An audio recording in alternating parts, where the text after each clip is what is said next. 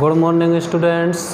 इससे पहले अपन ने चट्टानों के बारे में बताया था, तो आज अपन की हेडिंग है चट्टानों का अपक्षय। ये एग्रीकल्चर केमिस्ट्री का लेसन चल रहा है, उसकी हेडिंग है चट्टानों का अपक्षय। तो देखो चट्टानों का अपक्षय कितने प्रकार से होता है। चट्टानों का अपक्षय 3 प्रकार से होता है। चट्टानों का अपक्षय 3 प्रकार से होता है। अपक्षय किसे कहते हैं? अपक्षय का मतलब होता है कटाव। क्या होता है? कटाव या कटना या बहना। 3 प्रकार से होता है। वो कौन कौन सा होता है? भौतिक अपक्षय, भौतिक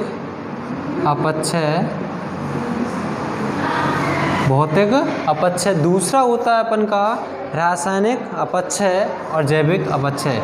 भौतिक को आंतरिक अपक्षय भी कहते हैं। भौतिक या आंतरिक अपक्षय, भौतिक या आंतरिक अपक्षय। दूसरा होता है अपन का रासायनिक अपक्षय, रासायनिक अपक्षय। और थर्ड होता है, तीसरा कौन सा होता है? जैविक अपक्षय, जैविक अपक्षय। ये 3 प्रकार का अपक्षय या क्षरण होता है। तो सबसे पहला भौतिक या आंतरिक अपक्षय, सेकंड है रासायनिक अपक्षय, थर्ड है जैविक अपक्षय। अब इसमें अपन सबसे पहले भौतिक या आंतरिक अपक्षय के बारे में पढ़ेंगे। इसको मिटा लेते हैं।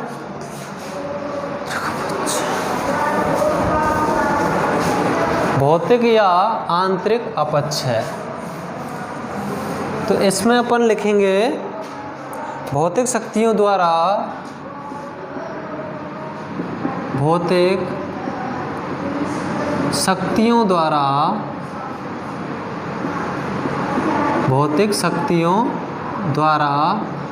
शक्ति क्या हो सकती हैं? जल, बर्फ, हिमजल, तापक्रम, ये सारी भौतिक शक्ति होती हैं।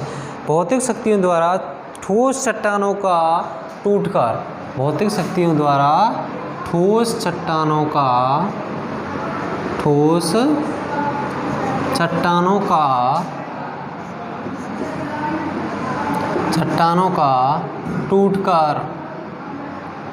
टूटेंगी तो क्या होगा? छोटे छोटा रूप हो जाएगा।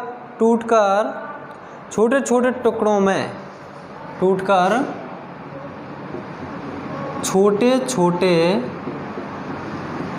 टुकड़ों में, विघटन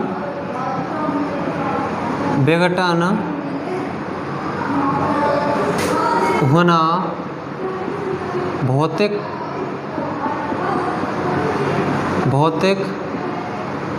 या आंतरिक अपक्षय, भौतिक या आंतरिक अपक्षय कहलाता है। देखो भौतिक शक्ति के द्वारा क्या टूटेंगी? ठोस चट्टानें किसमें? छोटे छोटे टुकड़ों में। चट्टान है, उस पर कोई भी अपन की भौतिक शक्ति प्रेशर डालेगी, जैसे तापमान है, बर्फ है, बर्फ के बाद में अपन का जो और क्या आता है? जल आता है, हिमजल आता है, हवा आती है। ये सारे किस्म आते हैं भौतिक या आंतरिक अपक्षय में। जब इनका प्रेशर पड़ेगा तो जो ठोस चट्टान है उसके जो कण हैं टूट करके एक स्थान से दूसरे स्थान पर चले जाएंगे। तो इससे ही अपन क्या कहते हैं? भौतिक या आंतरिक अपक्षय कहते हैं। भौतिक अपक्षय करने वाले कारक, अब डालेंगे भौतिक अपक्षय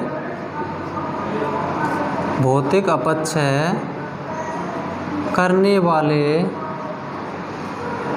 वाले कारक। अब कौन कौन से कारक हैं जो भौतिक अपक्षय करते हैं? मतलब जो अपनी ठोस चट्टान है उसको छोटे छोटे टुकड़ों में विघटन करते हैं। वो कौन कौन से कारक हैं? तो कौन कौन से कारक हैं? देखिए, सबसे फर्स्ट कारक है तापमान। सबसे फर्स्ट है तापमान। तापमान देखिए, कोई भी चट्टान है, जब उस पर तापमान ज़्यादा है तो उसकी चट्टान है वो फैलने लगेगी, और कम होगा ताप, जब ताप कम होगा तो वो सिकुड़ने लगेगी। तो सिकुड़ना और फैलना, उसमें से जब ये क्रिया होगी संकुचन की क्रिया, तो उसमें से जो कण हैं वो बाहर निकलेंगे छोटे छोटे, अपना स्थान चेंज करेंगे, तो वो क्या हुआ, अपक्षय हुआ। तो इसमें लिखेंगे ताप बढ़ने से चट्टानों की परतें, ताप बढ़ने से चट्टानों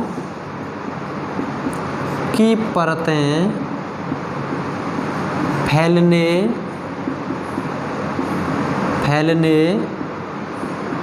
लगती हैं। ताप बढ़ा तो चट्टान क्या हुई, फैलने लगती हैं, और कम होने से सिकुड़ती हैं, और कम होने से सिकुड़ती हैं, कम होने से सिकुड़ती हैं। अब फैलना और सिकुड़ना एक प्रकार से संकुचन की क्रिया हो गई, सिकुड़ती हैं, जिससे कण एक स्थान से दूसरे स्थान पर चले जाते हैं, जिससे कण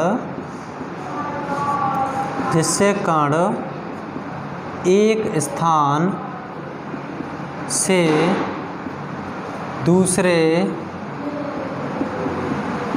स्थान पर चले जाते हैं। जब एक स्थान से दूसरे स्थान पर कण चले जाएंगे तो क्या हुआ, एक प्रकार से कटाव हुआ, चट्टान का कटाव हुआ।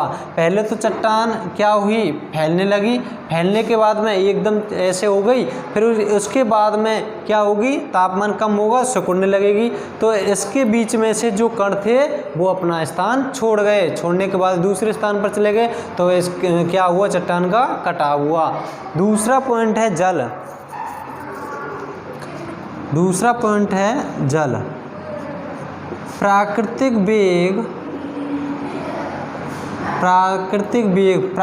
कहते हैं जो वर्षा होती है प्रकृति द्वारा उसे, ठीक है।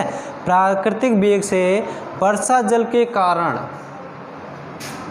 वर्षा जल के कारण, किसके कारण, वर्षा जल के कारण चट्टानों के कण, चट्टानों के कण टूटकर, अब बरसात हो रही है, तेजी से वेग से आ रही है, तो चट्टान के ऊपर गिर रही है, तो क्या हो रहा है, चट्टानों के कण टूट रहे हैं, धीमे धीमे छोटे छोटे कण टूट रहे हैं, अलग होने लगते हैं। चट्टानों के कण टूटकर अलग होने लगते हैं। अब अलग हो रहे हैं तो उसके जो कण है अपना स्थान भी चेंज कर रहे हैं, तो क्या हुआ, जिससे चट्टानों का अपक्षय होता है, कण टूटकर अलग होने लगते हैं, जिससे अपक्षय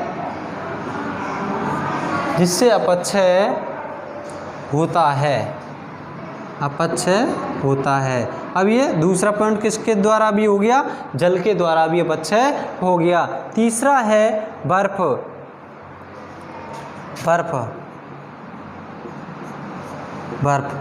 चट्टानों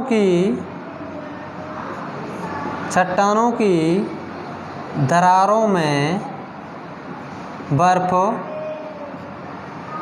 अब चट्टान की दरार है उसमें बर्फ जमेगी, बर्फ जमने के कारण,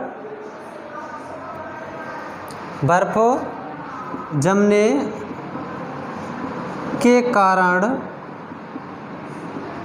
आयतन बढ़ने लगता है, आयतन बढ़ने लगता है। अब वो आयतन है किसके कारण बढ़ रहा है, बर्फ जमने के कारण आयतन बढ़ने लगता है, जिससे चट्टानें टूटने लगती है, जिससे चट्टानें जिससे चट्टानें टूटने लगती है, टूटने लगती हैं, जिससे चट्टानें टूटने लगती है और अपक्षय होता है, और अपक्षय होता है। नोट डालेंगे, चट्टानों की दरारों में उगने वाले पौधों को चेस्मोफाइट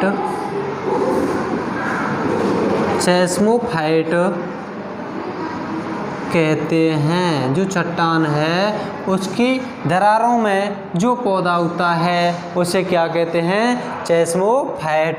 दूसरी एक और लिखेंगे, चट्टानों के ऊपर उगने वाले पौधों को लिथोफाइट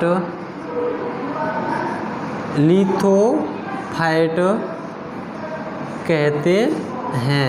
एक तो उग रहा है पौधा दरारों में उगने वाले को तो कहेंगे चेस्मोफाइट, और जो चट्टान के ऊपर उग रहा है उसे कहेंगे लिथोफाइट। तो ये हुआ तीसरा बर्फ। चौथा है हिमजल। चौथा पॉइंट डालेंगे हिमजल।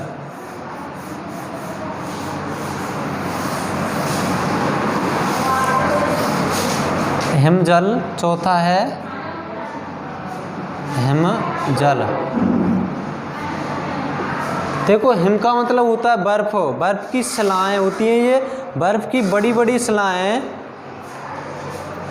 बर्फ की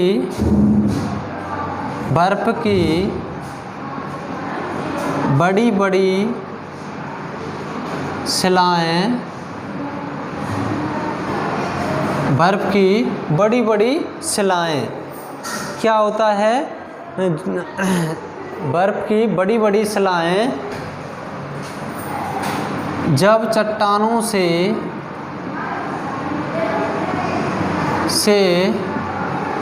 गिरती हैं तो अपने साथ छोटे छोटे कणों को भी ले आती हैं जिससे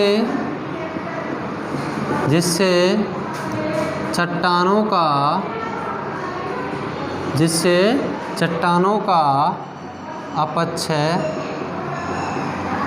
होता है। किससे हुआ? हिमजल से। हिम का मतलब बर्फ की शिलाएं जब चट्टानों से गिरती हैं तो अपने साथ छोटे छोटे कणों को भी ले आती हैं, जिससे चट्टानों का अपक्षय होता है। हिमजल, बर्फ। अब पांचवा पॉइंट हवा। पांचवा पॉइंट है हवा।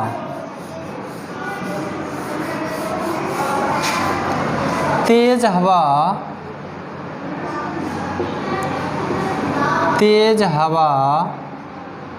छोटे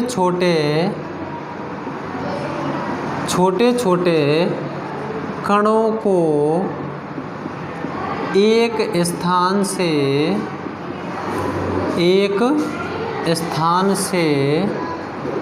दूसरे स्थान पर ले जाती है, जिससे अपक्षय होता है। किसके माध्यम से हुआ ये? हवा के माध्यम से। अब है अपक्षय को प्रभावित करने वाले कारक। अपक्षय को प्रभावित करने वाले कारक हेडिंग डालेंगे,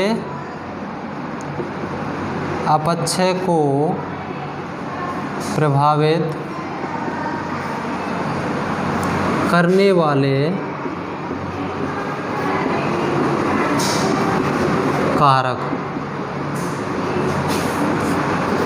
जो अपक्षय है इसको कौन कौन से कारक प्रभावित करते हैं? अपक्षय को प्रभावित करने वाले कारक, सबसे फर्स्ट है जलवायवीय कारक। जलवायवीय कारक। अब जलवायवीय कारक किस प्रकार से अपक्षय को प्रभावित करता है? शुष्क क्षेत्रों में अपक्षय की गति कम होती है। शुष्क क्षेत्रों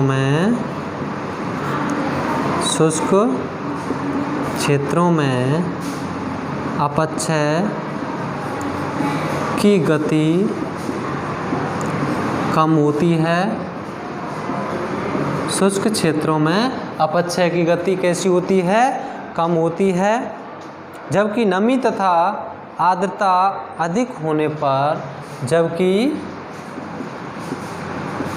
नमी तथा आर्द्रता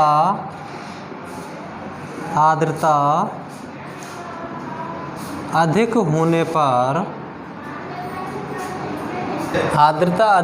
पर रासायनिक अपक्षय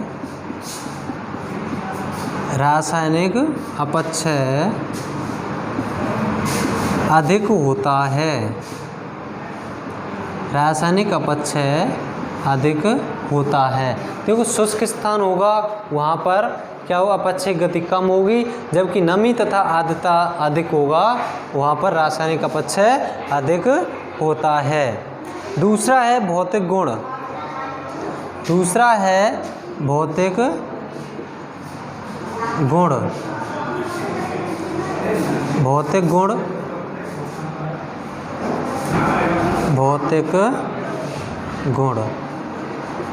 भौतिक गुण किस प्रकार से प्रभावित करता है? देखिए, खनिजों के भौतिक गुण, जैसे खनिजों के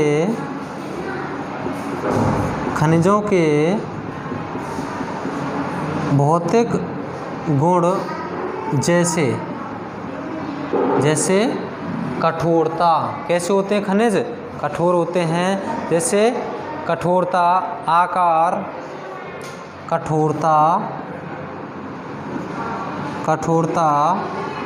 आकार से अपक्षय होता है।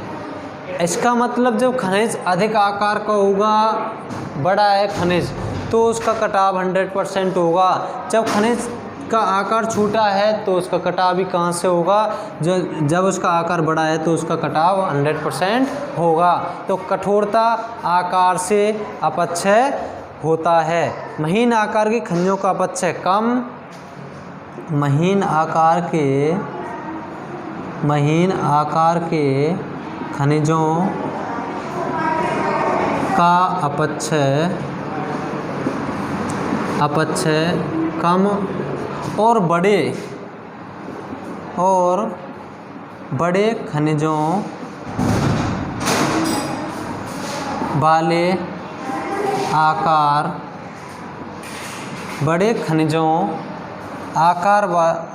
बड़े आकार के खनिजों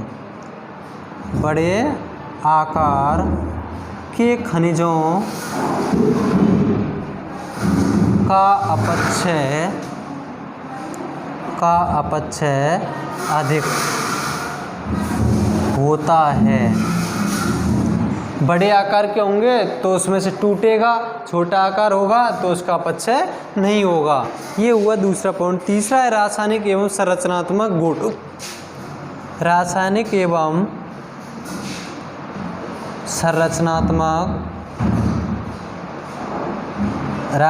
एवं संरचनात्मक गुण। तो रासायनिक एवं संरचनात्मक गुणों में क्या है? विभिन्न संरचना वाले खनिजों, जैसे विभिन्न संरचना वाले खनिजों,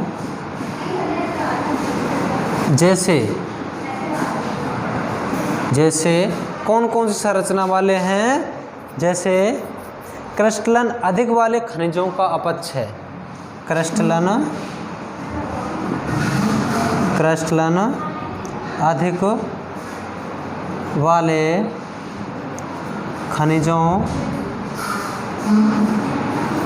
का अपक्षय जिस खनिज में अधिक क्रिस्टलन है, ठीक है, क्रिस्टलन अधिक वाले खनिजों का अपक्षय अधिक होता है, का अपक्षय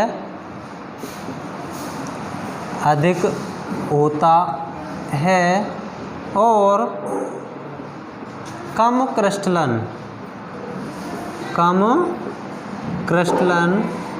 वाले का कम अपक्षय, कम क्रिस्टलन वाले का कम अपक्षय होता है। इसके बाद में कम अपक्षय होता है। ये हुआ अपन का तीसरा पॉइंट। चौथा पॉइंट आता है अपन का मृदा निर्माण। चौथा पॉइंट आता है मृदा निर्माण। चौथा पॉइंट है मृदा निर्माण। मृदा निर्माण चट्टानों का भौतिक रासायनिक, चट्टानों का भौतिक रासायनिक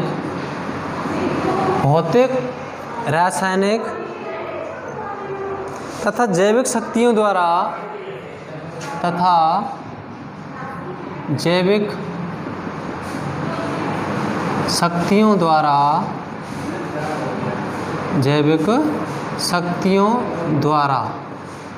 अब तीन शक्ति हो गई, भौतिक, रासायनिक और जैविक। तीन शक्तियों द्वारा मृदा रूप में बदलना ही मृदा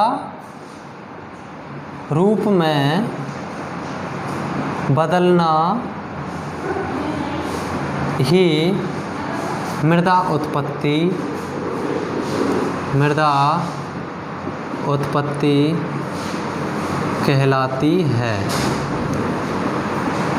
जो अपन की चट्टान है उनका भौतिक, रासायनिक तथा जैविक शक्तियों द्वारा मृदा रूप में बदलना ही मृदा उत्पत्ति कहलाती है। चट्टानों से भूपपड़ी बनी होती है। चट्टानों से ही भूपपड़ी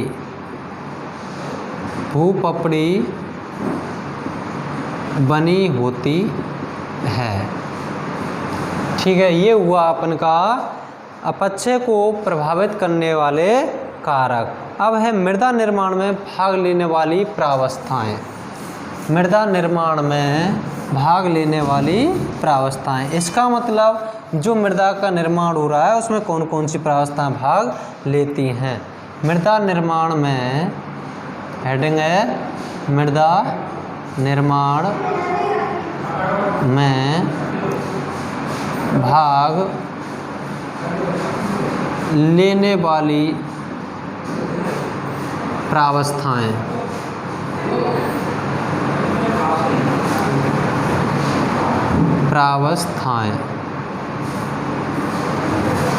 मृदा निर्माण में भाग लेने वाली प्रावस्थाएं। किस प्रकार से मृदा का निर्माण होता है, कौन कौन सी प्रावस्थाएं होती हैं। अब इसमें दो प्रावस्थाएं भाग लेती हैं मृदा निर्माण में। मृदा निर्माण में दो प्रावस्थाएं भाग लेती हैं।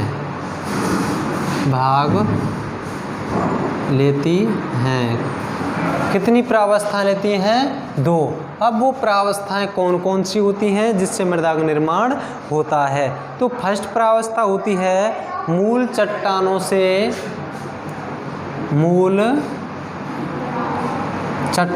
से क्ले पदार्थ का निर्माण। तो फर्स्ट प्रावस्था कौन सी होती है? मूल चट्टानों से क्ले पदार्थ का निर्माण। अब फिर दूसरी होती है क्ले पदार्थ का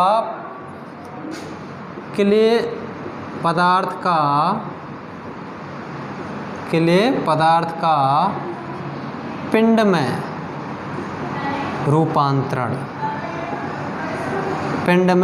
रूपांतरण। दूसरी प्रावस्था कौन सी है? क्ले पदार्थ का पिंड में रूपांतरण। पहली प्रावस्था जो होती है विखंडन एवं विच्छेदन की प्रावस्था होती है, और दूसरी होती है संश्लेषण एवं निर्माण की प्रावस्था। विखंडन की कैसे है? मूल चट्टानों से क्ले पदार्थ, इसका मतलब मूल चट्टान का विघटन हो रहा है, उसके बाद में किसका निर्माण हो रहा है? क्ले पदार्थ का। तो विघटन होना तो पहली प्रावस्था आ रही है ना, मूल चट्टान का विघटन हुआ या अपघटन हुआ किसमें?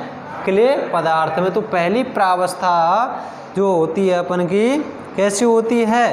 विखंडन तथा विच्छेदन की प्रावस्था होती है। नोट डाल लीजिए।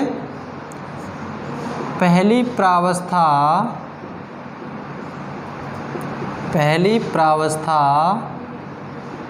विखंडन तथा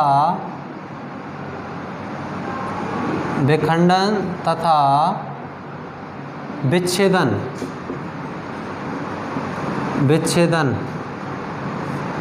की प्रावस्था। पहली प्रावस्था विखंडन तथा विच्छेदन की प्रावस्था है, जबकि बाद की प्रावस्था विच्छेदन की प्रावस्था है, जबकि बाद की प्रावस्था संश्लेषण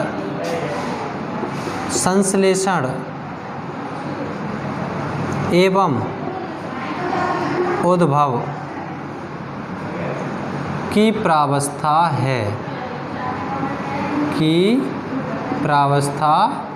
है। तो पहली में क्या हुआ था? जो मूल चट्टान थी उसका अपघटन हुआ। अपघटन होने के बाद में किसका निर्माण हुआ? क्ले पदार्थ का निर्माण हुआ।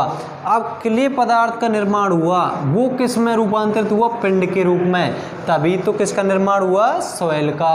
तो मृदा निर्माण में दो प्रावस्थाएं भाग लेती हैं। जैसे ये फर्स्ट अपन की चट्टान है, इसका क्या हुआ? अपक्षय हुआ, कटाव हुआ, फिर नीचे अपन की क्या हो गई है? क्ले पदार्थ का निर्माण हुआ। इसका अपरदन होने पर क्ले पदार्थ का फिर जो अपन का क्ले पदार्थ ये प्राप्त हुआ, ये किस में? पिंड रूप में रूपांतरण हो गया, जिसे ये अपन क्या कहते हैं? सॉइल कहते हैं। तो मृदा निर्माण दो प्रावस्थाएं भाग लेती हैं। पहली प्रावस्था होती है वो विखंडन तथा विच्छेदन की होती है। इसका मतलब उसका अपघटन या टूटी है पहली प्रावस्था।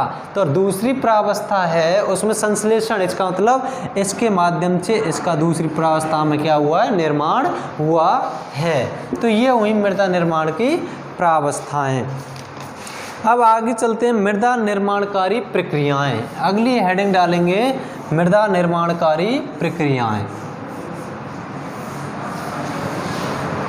मृदा निर्माणकारी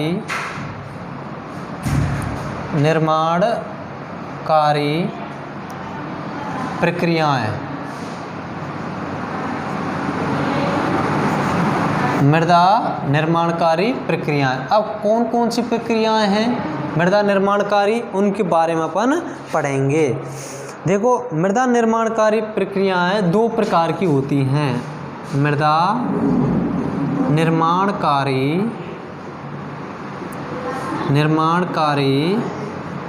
प्रक्रियाएं दो प्रकार की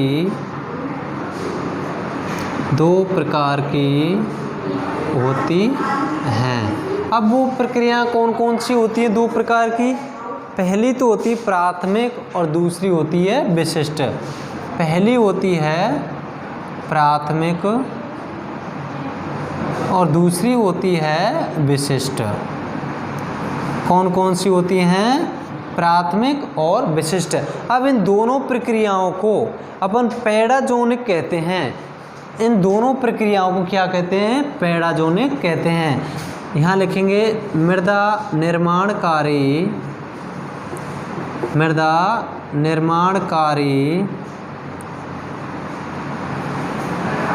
प्रक्रियाओं को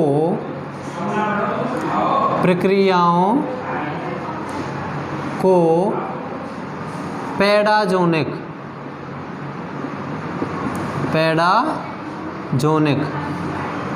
कहते हैं। क्या कहते हैं? मृदा निर्माणकारी प्रक्रियाओं को पैडाजोनिक कहते हैं। अब पढ़ेंगे इनका उल्लेख, मृदा निर्माणकारी प्रक्रियाओं का उल्लेख। हेडिंग डालेंगे अगली, मृदा निर्माणकारी प्रक्रियाओं का उल्लेख।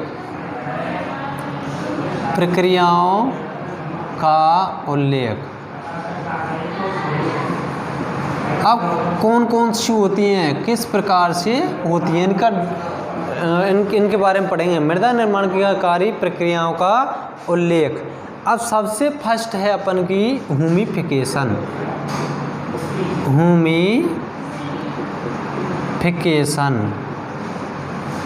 ये क्या है? मृदा निर्माणकारी प्रक्रियाओं के उल्लेख में कौन कौन सी प्रक्रियाएं आती हैं? ह्यूमिफिकेशन। तो ह्यूमिफिकेशन किससे कहते हैं? कार्बनिक पदार्थों के विच्छेदन तथा नवीन कार्बनिक पदार्थ के संश्लेषण की संयुक्त प्रक्रिया को ह्यूमिफिकेशन कहते हैं। कार्बनिक पदार्थों के विच्छेदन तथा नवीन कार्बनिक पदार्थों के संश्लेषण की प्रक्रिया को क्या कहते हैं? ह्यूमिफिकेशन। लिखो, कार्बनिक पदार्थों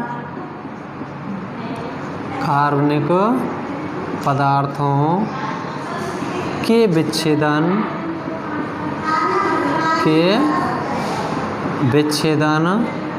तथा नवीन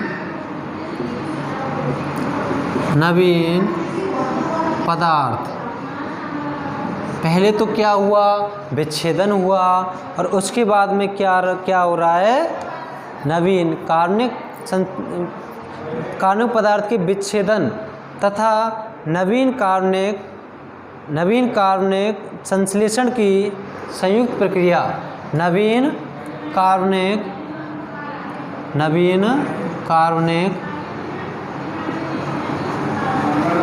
पदार्थ के संश्लेषण की संयुक्त प्रक्रिया। कैसी? संयुक्त प्रक्रिया को ह्यूमिफिकेशन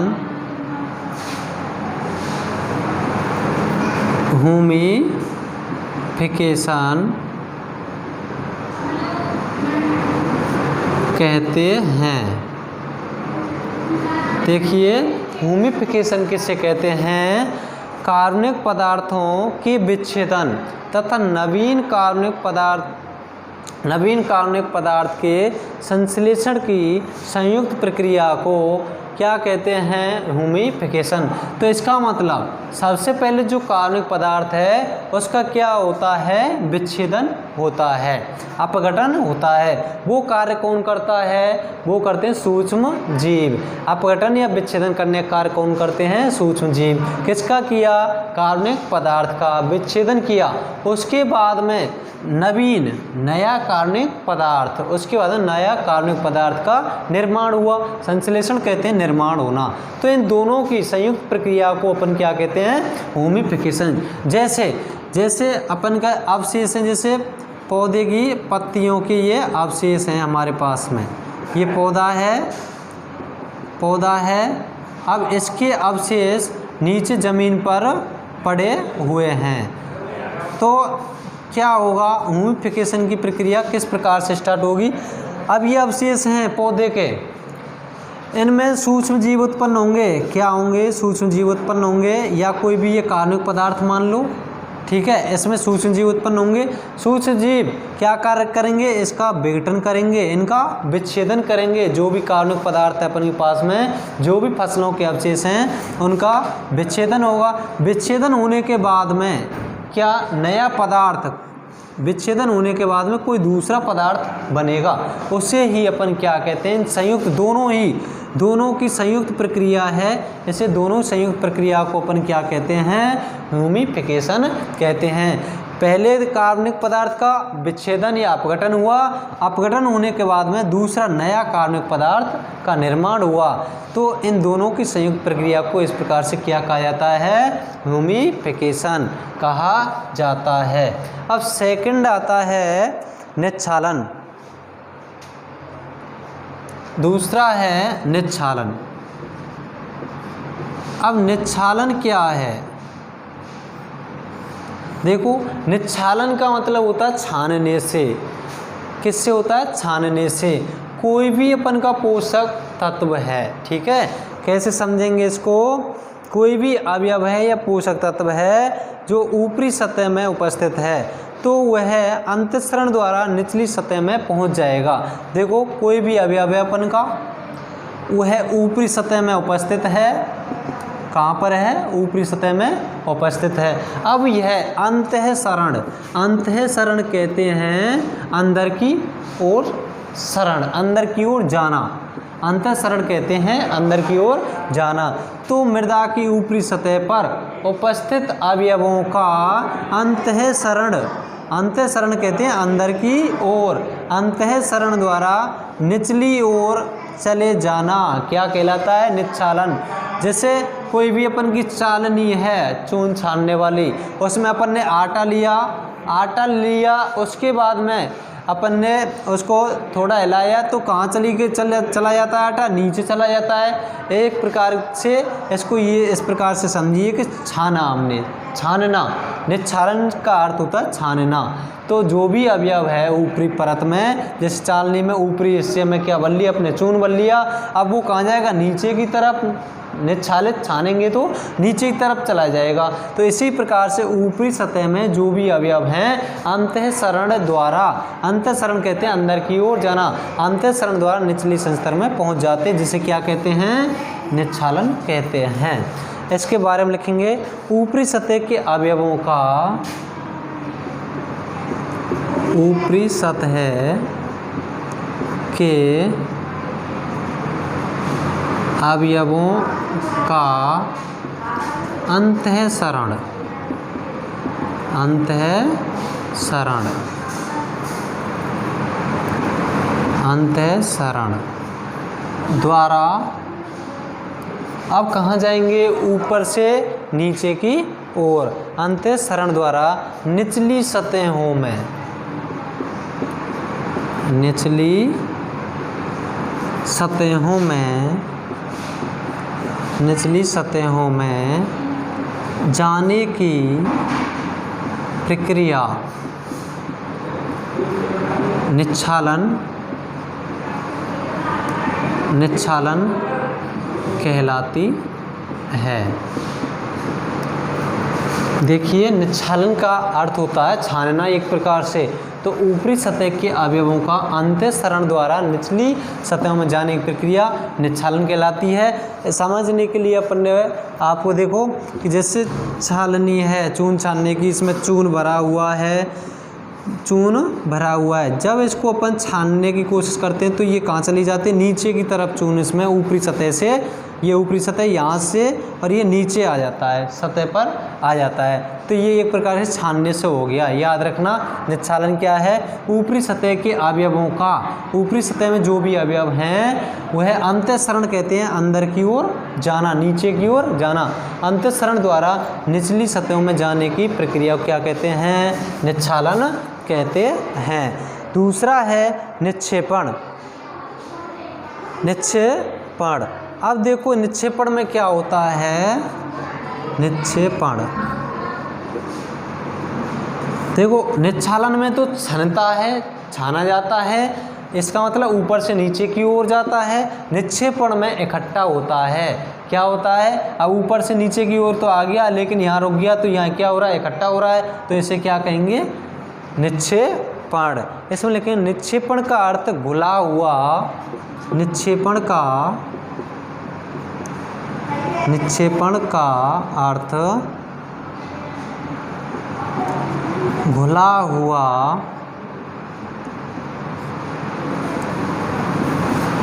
कार्बनिक। निक्षेपण का अर्थ क्या होता है, घुला हुआ कार्बनिक व अकार्बनिक अवयवों का, कार्बनिक व अकार्बनिक अवयवों, कार्बनिक या कैसा हो सकता है, अकार्बनिक अवयवों का निचले संस्तरों में, अवयवों का निचले संस्तरों में पहुंचकर इकट्ठा होना क्या कहलाता है, निक्षेपण। निक्षेपण कहलाता है। दोबारा से समझेंगे इसको, निक्षेपण किसे कहते हैं। देखिए निक्षालन में क्या होता है, जो भी अवयव या पोषक तत्व होते हैं वो ऊपरी सतह से नीचे की ओर चले जाते हैं।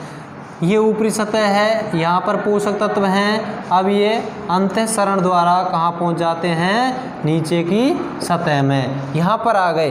अब यहाँ पर ये क्या हुए, कार्बनिक हो या अकार्बनिक कोई भी हो, या तो कार्बनिक पदार्थ भी हो सकता है या अकार्बनिक भी हो सकता है, कोई भी पोषक तत्व हो सकता है। अब वो ऊपरी सतह से नीचे की ओर तो पहुँच गए, पहुँचने को तो अपन ने कह दिया निक्षालन, लेकिन जब वो इकट्ठे हो रहे हैं, एक जगह क्या हो रहे हैं, ये इकट्ठे हो रहे हैं, कार्बनिक या अकार्बनिक कोई भी पदार्थ है या पोषक तत्व है, ऊपरी सतह से नीचे की तरफ तो पहुँच गया, लेकिन अब वो नीचे क्या कर रहा है, इकट्ठा एकत्रित हो रहा है। तो एकत्रित होना ही क्या कहलाता है, निक्षेपण कहलाता है। निक्षेपण का अर्थ घुला हुआ कार्बनिक, देखो पानी में के अंदर या तो कार्बनिक पदार्थ या अकार्बनिक पदार्थ या कोई भी अवयव घुला हुआ है और वो निचले संस्तरों में पहुंच जाता है, पहुंच करके क्या होने लगता है, इकट्ठा होने लगता है, उसे क्या कहते हैं, निक्षेपण कहते हैं।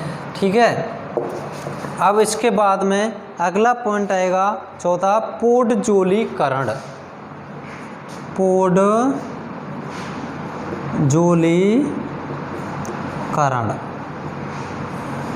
देखो पोडजोल जो शब्द है वो रूसी भाषा का शब्द है। पोडजोल शब्द है रूसी भाषा के शब्द है।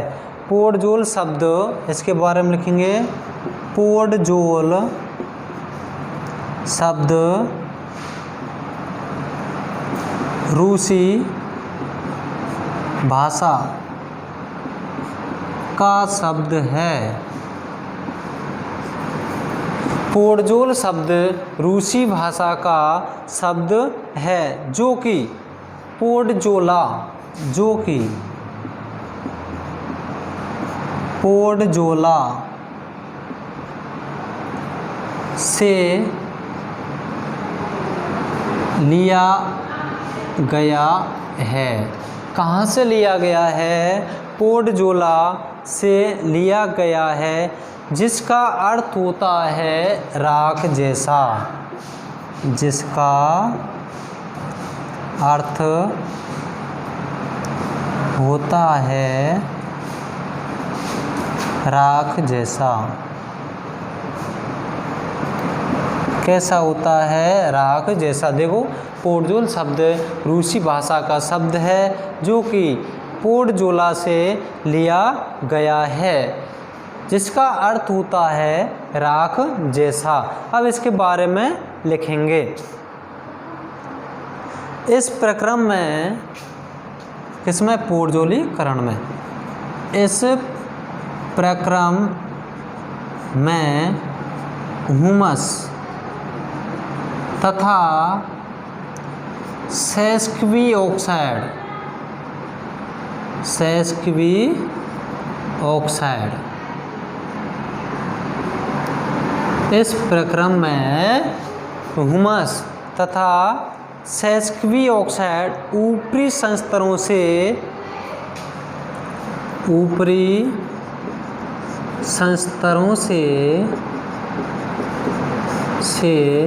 बहकर निचले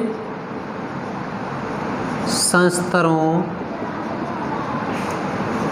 में ऊपरी संस्तरों से बहकर निचले संस्तरों में आकर जमा हो जाता है, आकर जमा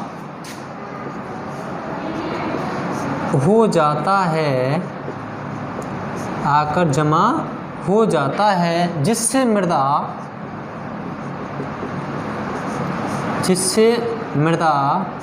अम्लीय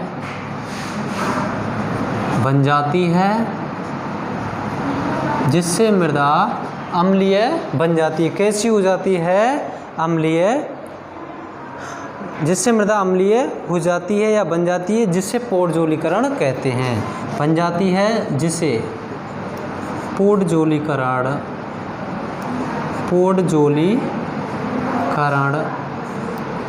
कहते हैं। अब इसको दोबारा से समझेंगे। देखो, पोडजोलीकरण किसे कहते हैं?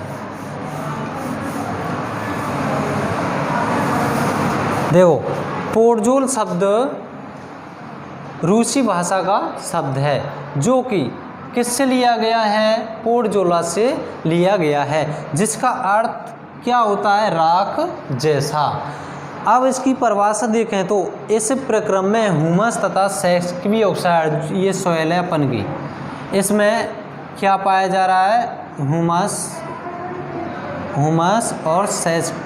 पाया जा रहा है। ठीक है, ह्यूमस और सेस्क्वी ऑक्साइड, ये है सेस्क्वी ऑक्साइड ऊपरी संस्तरों से बहकर, अब ये ऊपरी संस्तर है, यहाँ से ये बहकर नीचे की ओर चले जाते हैं, निचले संस्तरों में आकर जमा हो जाते हैं। ये ह्यूमस और सेस्क्वी ऑक्साइड ये कहाँ हो गए? निचले संस्तरों में आकर जमा हो जाते हैं, जिससे मृदा, अब कौन सी मृदा? ये वाली मृदा नहीं, ऊपर वाली मृदा, जहाँ से ये निकल कर के कहाँ पहुँचे हैं? नीचे पहुँचे हैं और अपना यहाँ पर खाली स्थान छोड़ गए, तो यह मृदा कैसी बन गई हो? अम्लीय, जिससे मृदा कैसी बन जाती है? अम्लीय बन जाती है। इसे क्या कहते हैं? पोडजोलीकरण कहते हैं। तो दोबारा से देखेंगे, पोडजोलीकरण किसे कहते हैं? देखो, इस प्रक्रम में ह्यूमस, देखो मृदा में ह्यूमस की मात्रा पाई जाती है, जिससे मृदा का रंग हल्का काला, हल्का भूरा होता है। जो ह्यूमस होता है उसका रंग कैसा होता है? हल्का भूरा होता है। तो मृदा अपन की हल्की भूरी है, तो किसके कारण है? ह्यूमस और कार्बनिक पदार्थों की मात्रा के कारण दिखाई दे रही है। अब इसमें से जब यही निकल जाएंगे तो अपन की मृदा कैसी हो जाएगी? अम्लीय हो जाएगी। अम्लीय मृदा बन जाएगी तो वो क्या कहलाएगी? पोडजोलीकरण। ह्यूमस और सेस्क्वी ऑक्साइड ऊपरी संस्तरों से कहाँ जाते हैं? निचली संस्तरों में आकर के जमा हो जाते हैं। अब यहाँ से अपना खाली स्थान कर दिया तो ये मृदा कैसी बन गई? फिर अम्लीय बन गई। इसीलिए इसे क्या कहते हैं? फिर इस मृदा को पोडजोलीकरण कहते हैं। ये हुई पोडजोलीकरण। अब इसके बाद में आएगा लेटराइजेशन। लेटराइजेशन पांचवा है लेटराइजेशन।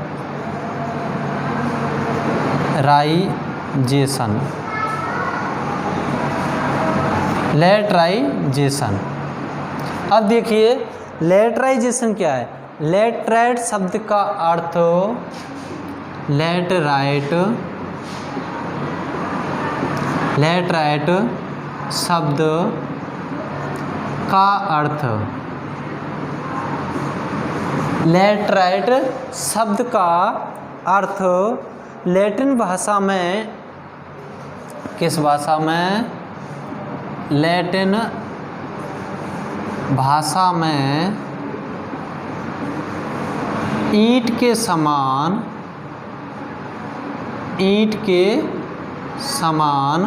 किसके समान? ईंट के समान लाल। ईंट के समान लाल। दोबारा से देखेंगे लेटराइजेशन। लेटराइट शब्द का अर्थ लैटिन भाषा में ईंट के समान कैसा? लाल। कैसा है? लाल। अब इसमें लिखेंगे कि इस प्रक्रम में, इसकी परिभाषा लिखेंगे, इस प्रक्रम में, कौन से में? लेटराइजेशन में। इस प्रक्रम में आयरन तथा एल्युमिनियम, आयरन तथा एल्युमिनियम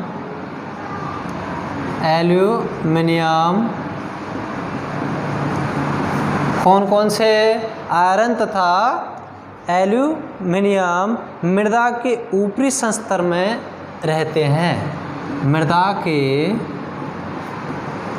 ऊपरी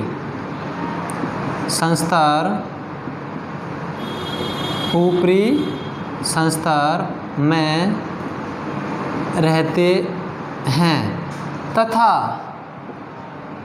ये तो कहाँ रहते हैं? मृदा के ऊपरी संस्तर में रहते हैं तथा सिलिका नीचे के संस्तर में, तथा सिलिका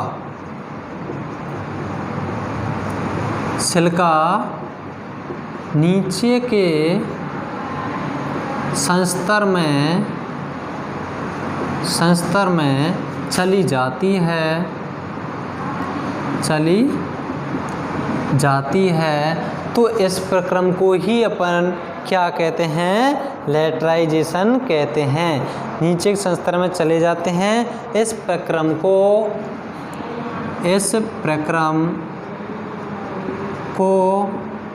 लेटराइजेशन कहते हैं।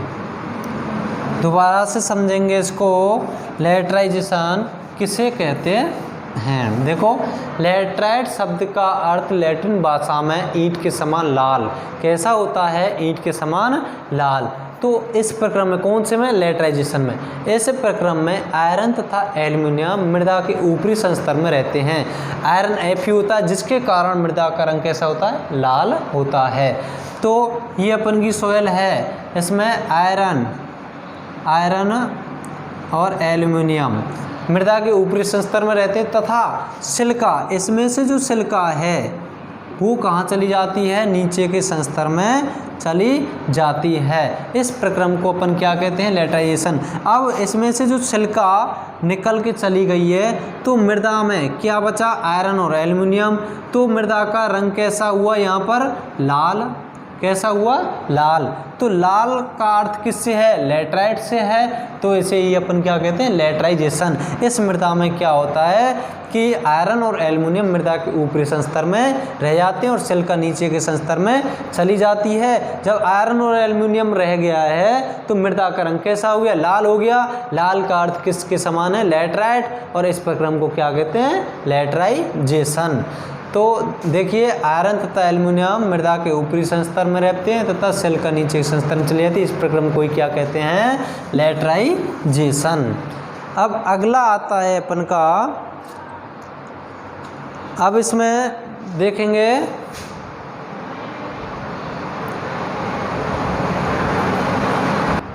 देखो, लेटराइजेशन में ये हुआ अपन का कंप्लीट लेटराइजेशन। इसके बाद में आता है, नोट डालेंगे इसमें पहला कि आयरन के कारण, नोट डालेंगे Fe, आयरन के कारण ही मृदा का रंग लाल होता है। लाल होता है। देखो आयरन के कारण ही मृदा का रंग कैसा होता है, लाल। जिस मृदा का रंग लाल है तो वह लैटराइट मृदा कहलाती है। उस प्रक्रिया को लैटराइजेशन कहते हैं। मृदा का लाल रंग में क्या होता है, आयरन की अधिक मात्रा होती है, जिसमें से सिलिका नीचे के संस्तर में चली जाती है और इस प्रक्रम को अपन क्या कहते हैं, लैटराइजेशन कहते हैं। अब आता है अगला कैल्सीकरण। कैल्सीकरण छठवां है कैल्सीकरण। अब कैल्सीकरण क्या होता है, कैल्सीकरण में लिखेंगे मृदा के ऊपरी संस्तर में, मृदा के ऊपरी संस्तर में, जो ऊपर का संस्तर है उसमें, मृदा के ऊपरी संस्तर में कैल्शियम कार्बोनेट के, मृदा के ऊपरी संस्तर में कैल्शियम कार्बोनेट के अवक्षेपण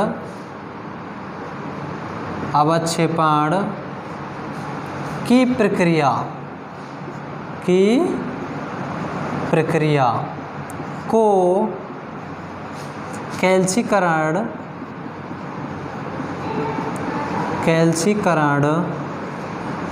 कहते हैं। देखो कैल्सीकरण में क्या होता है, इसमें कैल्शियम कार्बोनेट होता है, उसका अवक्षेपण होता है। अवक्षेपण की प्रक्रिया को क्या कहते हैं, कैल्सीकरण कहते हैं। देखिए मृदा का ऊपरी संस्तर है, उसमें CaCO3, इसका अवक्षेपण, इसका मतलब ये पाया जाता है, उसे अपन क्या कहते हैं, कैल्सीकरण कहते हैं। कैल्शियम कार्बोनेट एक प्रकार का चूना पत्थर है, इसको अम्लीय मृदा में यूज किया जाता है। अम्लीय मृदा को सुधार करने के लिए इसका उपयोग किया जाता है। देखो चूना ये 3 प्रकार का होता है, 3 प्रकार का। कौन सा होता है, एक तो होता है बुझा हुआ, इसका सूत्र होता है CaOH का होल ट्वाइस, बुझा हुआ। एक होता है बिना बुझा है CaO, कैल्शियम ऑक्साइड इसे कहते हैं। और एक होता है कंकड़ पत्थर, और इसका सूत्र होता है CaCO3। इन तीनों का उपयोग अम्लीय मृदा की सुधार में किया जाता है। किसमें किया जाता है, अम्लीय मृदा के सुधार में। और क्षारीय मृदा में जिप्सम का उपयोग किया जाता है। अम्लीय मृदा के सुधार में चूने का उपयोग किया जाता है। चूना 3 प्रकार का होता है। अब ऊपरी संस्तर में क्या हो रहा है, कैल्शियम कार्बोनेट का अवक्षेपण हो रहा है, तो इस प्रक्रिया को क्या कह रहे हैं अपन, कैल्सीकरण कह रहे हैं। ये हुई कैल्सीकरण। अब इसको देखेंगे, इसका एक अब क्रिया भी लिखेंगे, CaHCO3 का होल ट्वाइस, CaHCO3 का होल ट्वाइस, ये हुआ कैल्शियम कार्बोनेट प्लस CO2। अब ये अपन ने सॉइल में डाला, सॉइल में डालने के बाद में CO2 से यह क्रिया करता है, तो CaCO3 प्लस CaCO3, इसका मतलब कैल्शियम कार्बोनेट का अवक्षेपण हो गया और जल H2O और 2 अणु CO2 के बाहर निकल जाते हैं। तो ये हुआ अपन का कैल्सीकरण। देखो कैल्शियम बाइकार्बोनेट ये मृदा में डाला है अपन ने, किस में डाला है, ये है CaHCO3, तो ये अपन ने किस में डाल दिया, सॉइल में। ये सॉइल है। अब इसमें क्या पाई जाती है, CO2 पाई जाती है। इसने इसके साथ में क्रिया की, कैल्शियम कार्बोनेट ने CO2 के से सॉइल में पाई जाती है। जो वो है अपन की कार्बन डाइऑक्साइड कुछ मात्रा में जो पौधे होते हैं उनकी जड़ों से रिलीज होती है, तो इसमें ये पाई जाती है CO2। इससे इसने अभिक्रिया की तो कार्बोनेट, कैल्शियम कार्बोनेट का निर्माण हो गया। कैल्शियम कार्बोनेट अम्लीय मृदा को सुधारने के लिए प्रयोग किया जाता है, इसे अपन चूना पत्थर कहते हैं। तो जब इसका निर्माण हो गया, कैल्शियम कार्बोनेट अवक्षेपित हो गया, तो इस प्रक्रिया को ही अपन क्या कहते हैं, कैल्सीकरण कहते हैं। अब इसके बाद में आता है डीकैल्सीकरण। इसके बाद कैल्सीकरण, इसमें तो हो गया अपन का अवक्षेपण। अवक्षेपण के बाद में अब निष्कासित होगा डीकैल्सीकरण में। 7वां पॉइंट है डीकैल्सीकरण। डी का अर्थ होता है डिलीट। डी के अर्थ से क्या होता है, डिलीट। इसका मतलब मृदा के संस्तर में कैल्शियम कार्बोनेट का पूर्ण रूप से निष्कासन हो जाना। मृदा के संस्तर से कैल्शियम कार्बोनेट का पूर्ण रूप से निष्कासन हो जाना ही क्या कहलाता है, डीकैल्सीकरण।